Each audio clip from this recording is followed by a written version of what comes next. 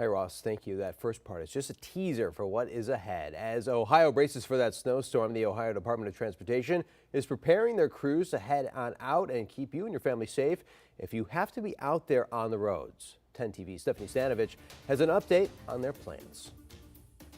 A spokesperson for ODOT tells us throughout central Ohio, they expect just around 200 crews to report for duty starting at midnight. They'll likely be working 12-hour shifts for the next few days. We're definitely expecting the most accumulation that we've seen so far this year. Crews will work around the clock for the next few days until the snow moves through. We're expecting the heaviest snowfall to really be Monday night into Tuesday morning. We're hearing that we could get, up to an inch an hour, which is always really difficult for our crews to keep up with.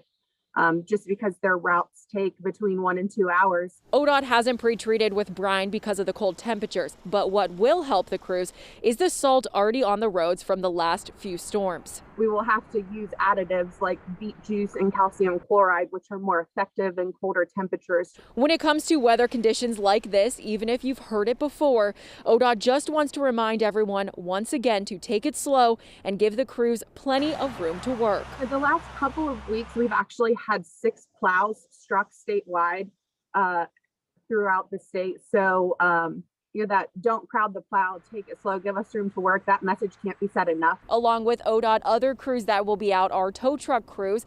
We spoke with one company, Capital Towing and Recovery. They're expecting it to be busy. The owner tells us that they have 15 trucks staged and ready to go. For now, reporting in Columbus, Stephanie Stanovich, 10 TV News. Ohio Department of Transportation tells us so far this year they've used more than 110,000 tons of salt throughout central Ohio and have just over 60,000 tons of salt on hand.